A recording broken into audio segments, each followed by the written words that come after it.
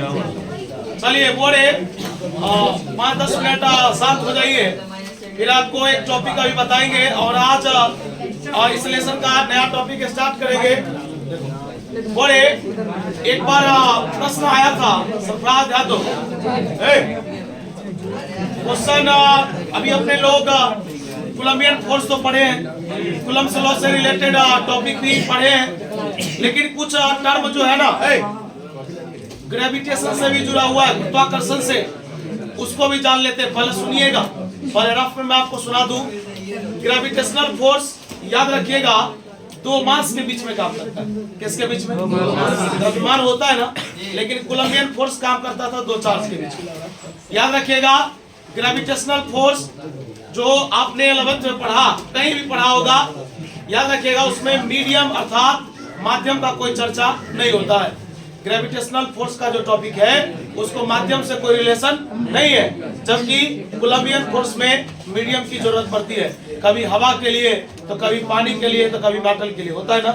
चलिए next, gravitational constant का मान अलग होता है तो कूलम्ब कांस्टेंट का मान अलग होता है, उसका एसआई मात्रक अलग है, उसका डायमेंशन अलग है। याद रखिएगा ग्रेविटेशनल फोर्स केवल अट्रैक्टिव नेचर का होता है, किस नेचर का? लेकिन कोलंबियन फोर्स अट्रैक्टिव और रिपल्सिव दोनों नेचर का होता है। कहा गया ग्रेविटेशनल फोर्स भी सेंट्रल होता है और ग्रेविटेशनल फोर्स भी न्यूटन्स थर्ड लॉ को फॉलो करता है। वो कहने का ये मतलब था कि अभी हम आपको ग्रेविटेशनल फोर्स से रिलेटेड जितना भी 4-5 पॉइंट है पहले लिखाएंगे। और एक बार क्वेश्चन 2015 के सैंपल में आया था, राइट द टॉपिक था write the two similarities between Coulombian force and gravitational force. इसका मतलब हुआ कि कोलंबियन फोर्स और ग्रेविटेशनल फोर्स में समानता क्या है। आप बताइए, समानता जब पूछ रहा है ना तो समानता के बारे में याद रखिएगा। पहला समानता है कि ये दोनों फोर्स कंजर्वेटिव होता है, ये दोनों फोर्स क्या होता है? यानी रास्ते पर निर्भर। दूसरा, ये दोनों सेंट्रल होता है। और तीसरा, ये दोनों न्यूटन के तीसरे गति के नियम का पालन करता है। ये हुआ समानता। और समानता मतलब तो हुआ अंतर, और समानता मतलब कि दोनों के अंदर क्या समान समान गुण है उसके बारे में लिखिए। तो बोले अभी हम लोग ये दो टॉपिक रीड करेंगे, बड़ा आसान सा टॉपिक है। इसके बाद नए टॉपिक की ओर चलेंगे जिसका नाम है इलेक्ट्रिक फील्ड। क्या नाम है? ये इलेक्ट्रिक फील्ड पढ़ेंगे, इलेक्ट्रिक फील्ड इंटेंसिटी पढ़ेंगे, बहुत सारा बातें। चलिए स्टार्ट करते हैं। छापिएगा नहीं, है ना? छापिएगा नहीं।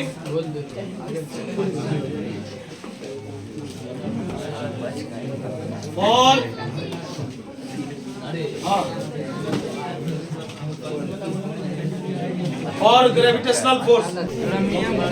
चलिए ध्यान दीजिएगा भाई, आवाज करने की जरूरत नहीं है। ए बुआ, आवाज करने की जरूरत नहीं है, शांत रहिएगा। चलिए स्टार्ट करते हैं।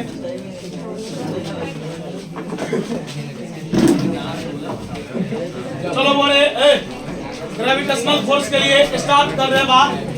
पहला नंबर बता, मैंने भाई छापना नहीं, पूरा नोट देख लो इसका। अगर इससे प्रश्न आ गया तो यहीं से आएगा, ये याद रखना। बोले मैंने दो बॉडी लिया, दोनों का मास m1 और बीच की दूरी क्या मान दी है? लिखेंगे 100।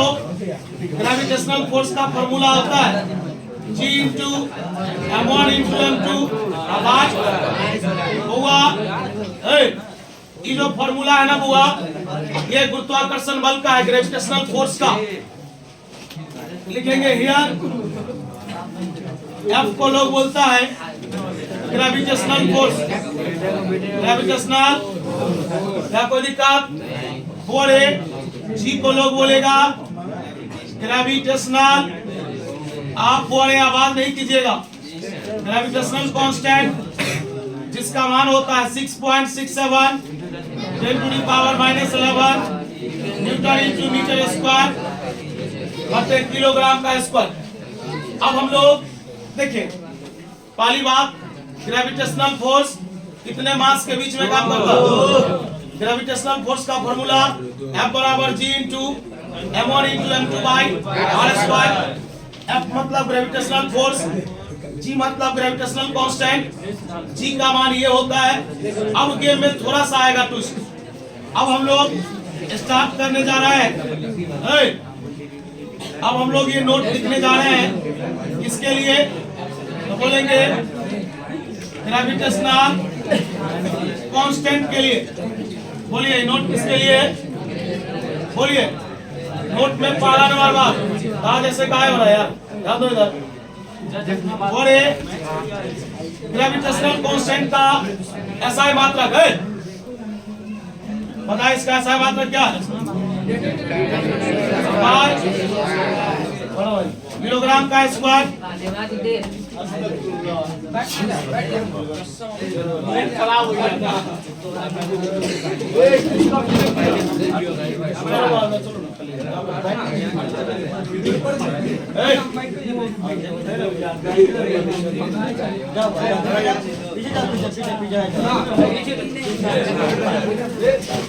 दो बने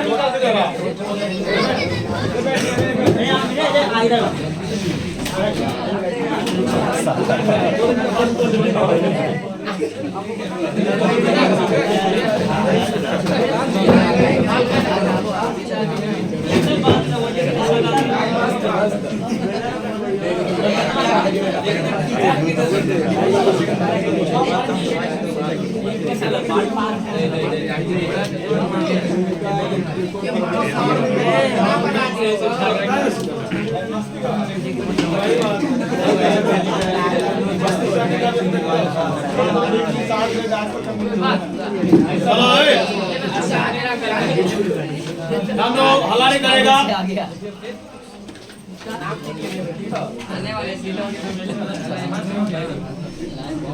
चलो और एक दूसरा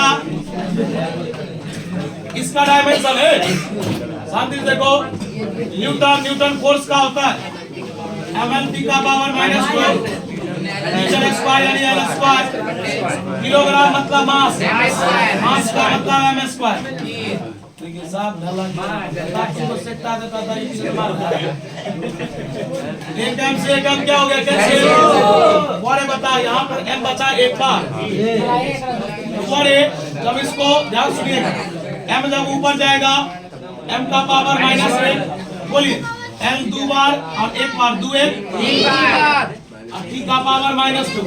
सही से लिखिए, m का पावर -1 l क्यू t का पावर। और एक बार ये पूछ चुका है कि ग्रेविटेशनल कांस्टेंट का डायमेंशन क्या होता है। और फिर से बता, एक बार बारी बारी चल रहे हैं, फुलाना नहीं। बता ग्रेविटेशनल फोर्स कितने मास के बीच में? बता ग्रेविटेशनल कांस्टेंट को किसे दिखाएंगे? इसका ये मान हुआ और इसका ये एसआई मात्रक हुआ और इसका ये डायमेंशन हुआ। चलो और अब नोट नंबर दूसरा कि ग्रेविटेशनल फोर्स जो होता है, जानकारी लेना, लिखेंगे it is always attractive in nature. Attractive in और कूलम्बियन फोर्स अट्रैक्टिव रिपल्सिव दोनों होता है, जबकि ग्रेविटेशनल फोर्स केवल अट्रैक्टिव होता है। और तीसरा, ग्रेविटेशनल फोर्स माध्यम पर निर्भर नहीं करता है, इसको कोई भी माध्यम से मतलब है ही नहीं। तो लिखेंगे it does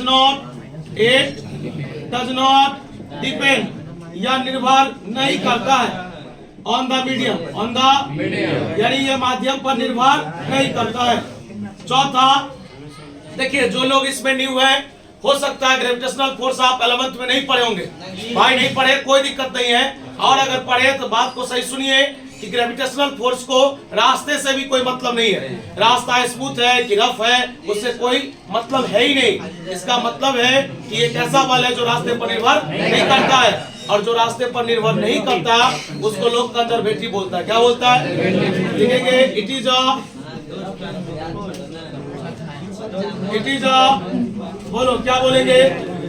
conservative force, because क्योंकि it does not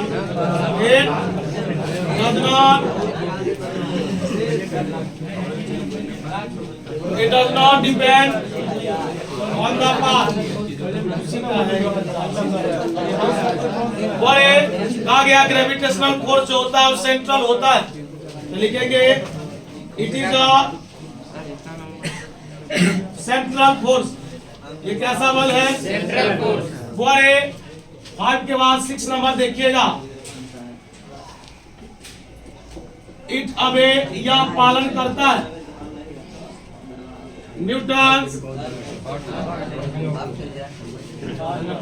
third law of motion, third law of motion. वो आप फिर से एक बार सुन लीजिएगा, कहा गया इसका ऐसा मात्रक newton into metre square by kilogram का स्क्वायर, डायमेंशन m का पावर -1 L Q T का पावर -2।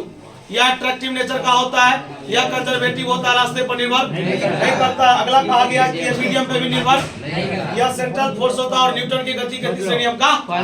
चलिए अब एक क्वेश्चन जो 2015 में आया था सैंपल में कि राइट द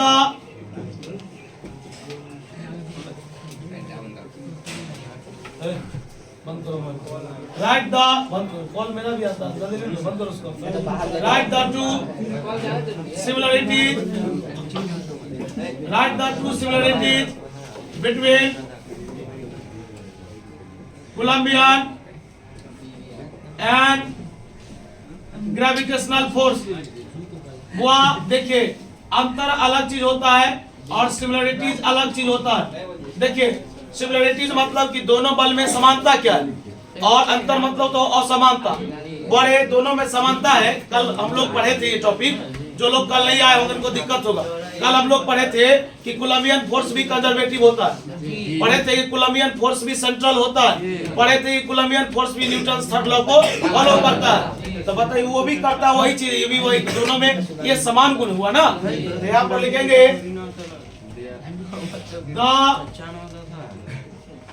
two similarities,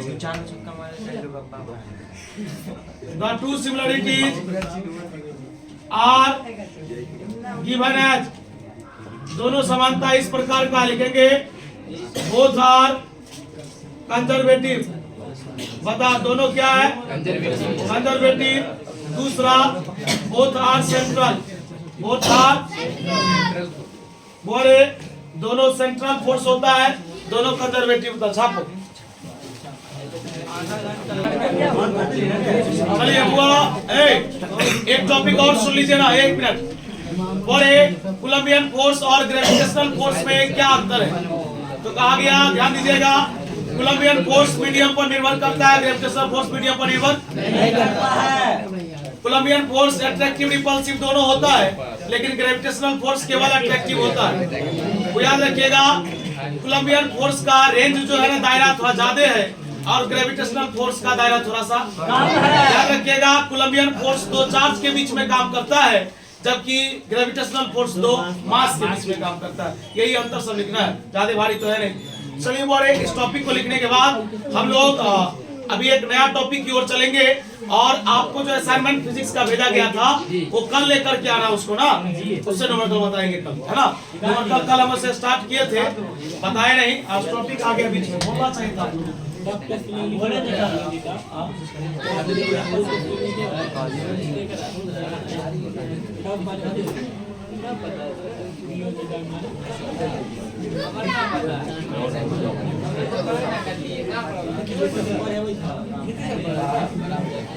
हम नहीं पढ़ाए हैं,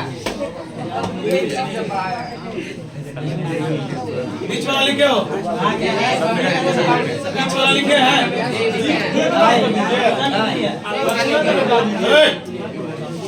बीच वाला लिखे हो।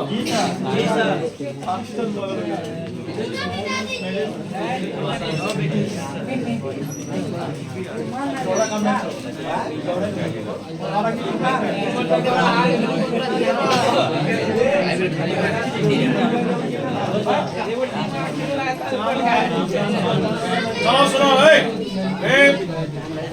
बता कोलंबियन सुनो, कोलंबियन ग्रेविटेशनल में डिफरेंस बोलेंगे। कोलंबियन फोर्स बातचीत नहीं करो, कोलंबियन मीडियम पे निर्भर करेगा, ग्रेविटेशनल फोर्स मीडियम पे निर्भर, या अट्रैक्टिव रिपल्सिव दोनों होगा, लेकिन वो केवल अट्रैक्टिव होगा, याद रहेगा। या दो छोटे छोटे चार्ज के बीच में काम करेगा तो वह दो मास के बीच में काम करेगा, इतना बात याद रहेगा। चलिए इसे लिखते हैं, है ना, छापिएगा नहीं। राइट द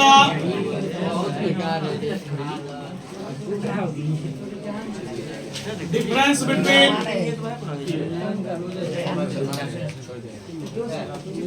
कोलंबियन एंड हुआ, आवाज नहीं कीजिए, आराम से पढ़िए। ग्रेविटेशनल फोर्स बड़े आंसर में दे देते हैं। देयर आर फॉलोइंग डिफरेंस,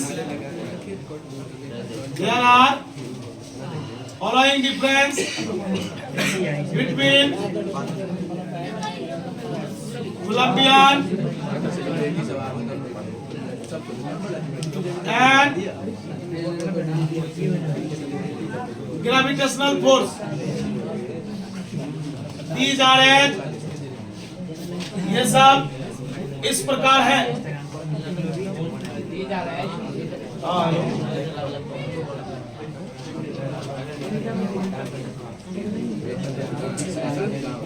ठीक है, उस फॉर्म में नंबर नहीं है, सो ग्रुप से बोलो ना, ग्रुप में से नंबर लेने के लिए मनीष से।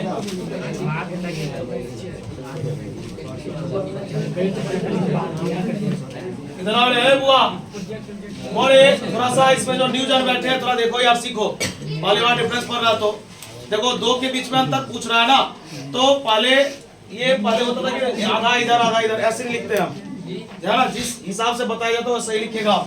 पहला कोलंबियन, ऐसे एरो देंगे, लिखेंगे फॉर कोलंबियन फोर्स, कोलंबियन बता, कोलंबियन फोर्स के लिए ध्यान दीजिएगा पहला नंबर। अब इसके बारे में कुछ लिखिए, लिखेंगे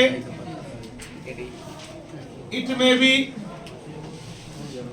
अट्रैक्टिव और रिपल्सिव, या हो सकता है अट्रैक्टिव और रिपल्सिव। चलिए एक लिख दिए। दूसरा लिखेंगे इट डिपेंड्स, या निर्भर करता है on the medium, on the या माध्यम पर निर्भर करता, दो हो गया। तीसरा लिखेंगे इट एक्ट्स, या काम करता है बिटवीन, मतलब बीच में, two point charges, point charges मतलब या दो छोटे छोटे चार्ज, बहुत छोटा, 2 मार्क्स में पूछेगा तो 2 ही मार्क्स के जैसा लिखेंगे आंसर।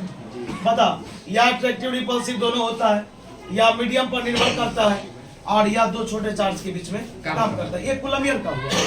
अब स्टार्ट करेंगे ग्रेविटेशनल का, सही से देखिएगा। फॉर ग्रेविटेशनल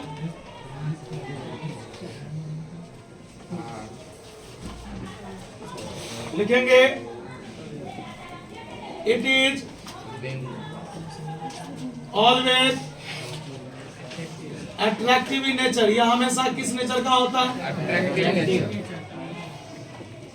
दूसरा, यह माध्यम पर निर्भर, लिखेंगे it does not depend, it does not on the medium, on the, यह माध्यम पर निर्भर। और तीसरा, इट एक्ट्स, या काम करता है बिटवीन टू मासेस। हुआ, ये आपका टॉपिक कोलंबियन फोर्स और चार्ज से संबंधित था। अब जो हम लोग टॉपिक रीड करेंगे उस टॉपिक का नाम है इलेक्ट्रिक फील्ड। क्या नाम है? Electric field. हुआ, आप इसको हेडिंग दीजिएगा, इसके बारे में 10-15 मिनट समझाया जाएगा, समय मिलेगा तो लिखाया भी जाएगा, नहीं तो कम से कम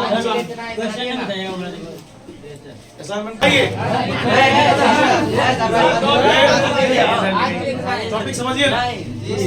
और एक टॉपिक है, ध्यान सुनिए, मैं आपसे कुछ क्वेश्चन कर रहा हूँ, ध्यान सुनिए, बस 2 मिनट लगेगा भाई। देखिए, इलेक्ट्रिक फील्ड को जानने के लिए आप पहले मैग्नेट जाने, चुंबक। देखिए यहाँ पर एक चुंबक रखा हुआ, ऐसे हम बाउंड्री कर दिए, पहले यहाँ पर सीखिए। तो देखते हैं बुआ, देखते हैं कि अगर यहाँ पर कोई लोहा का वस्तु रखते हैं, मतलब इस दायरे में रखते हैं, इस लाइन पर रखते हैं, तो ये अपने तरफ खींचने लगता है। लेकिन अगर लोहा का वस्तु थोड़ा सा बाहर कर देते हैं तो चुंबक का कोई प्रभाव दिखता नहीं है। तो बताइए, चुंबक लोहे के वस्तु को अपनी तरफ खींचता है, और खींचना एक प्रकार का बल होता है ना। ठीक उसी प्रकार अब बताइए, इस बाउंड्री तक तो ये अपना प्रभाव दिखाता है, इस बाउंड्री तक तो ये अपना इफेक्ट दिखाता है कि ये आयरन ऑब्जेक्ट को खींच रहा है, लेकिन क्या इस बाउंड्री से बाहर ऐसा करता है? नहीं करता। ठीक उसी प्रकार आइए हम लोग जानते हैं इलेक्ट्रिक फील्ड के बारे में। कहा गया कि मैंने एक चार्ज को किसी जगह पर रखा, मैंने एक चार्ज को किसी जगह पर रखा, तो चार्ज के चारों तरफ, मैंने चार्ज को एक जगह रखा तो चार्ज के चारों तरफ का वैसा जगह, चार्ज के चारों तरफ का वैसा जगह जिसमें इलेक्ट्रिक फोर्स उत्पन्न होता। कहा गया किसी चार्ज के चारों तरफ का वैसा जगह जिसमें विद्युतीय बल उत्पन्न होता हो, तो लोग उस क्षेत्र को कौन सा क्षेत्र बोलता है? इलेक्ट्रिक फील्ड यानी विद्युतीय क्षेत्र बोलता है। क्या कोई समस्या? पता मैग्नेट में है, मैग्नेटिक फील्ड और इलेक्ट्रिक फील्ड में बस इतना अंतर है कि इलेक्ट्रिक फील्ड रेस्ट चार्ज की वजह से होता है और मैग्नेटिक फील्ड मूविंग चार्ज की वजह से होता है। क्या याद रहेगा ये बात सब? यानी मैग्नेट में जो बातें होगी ना उसमें में चार्ज गति में रहेगा और इलेक्ट्रिक में जो पड़ रहा है विराम में रहेगा, बस इतना ही अंतर है। फील्ड ये भी है, फील्ड वो भी है, चार्ज का खेला वहाँ भी है यहाँ भी है, लेकिन वहाँ चार्ज गति में और यहाँ चार्ज विराम में। यहाँ रेस्ट में वहाँ आइए बोले द रीजन मतलब होता है क्षेत्र। The region around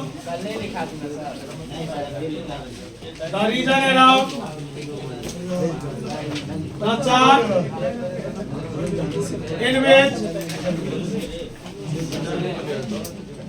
electric force exerts उत्पन्न होता है, it's called electric force, sorry, it's called electric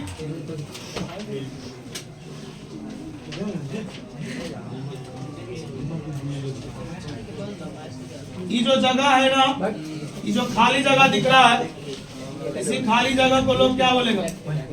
electric. बता दुनिया में जहाँ चार्ज है वहाँ फील्ड है या जहाँ फील्ड है वहाँ क्या रहेगा? और एक कल से हमने यहाँ टॉपिक स्टार्ट हो गया इलेक्ट्रिक फील्ड। कल याद रखना, कल वो पेज लेके आ रहे हैं असाइनमेंट न्यूमेरिकल वाला, तुमको भेजे हुए थे 18 न्यूमेरिकल से, वो लेके आइएगा, वो पढ़ाएंगे। और एक चीज याद रखिएगा, जो पेज कल 2 दिन पहले 1 दिन पहले भेजा था जेरोक्स करवा। चलिए बोले क्या ध्यान दीजिएगा, रहने दीजिए आज के लिए इतना ही। जब बच्चा लोग बोल रहा पूरे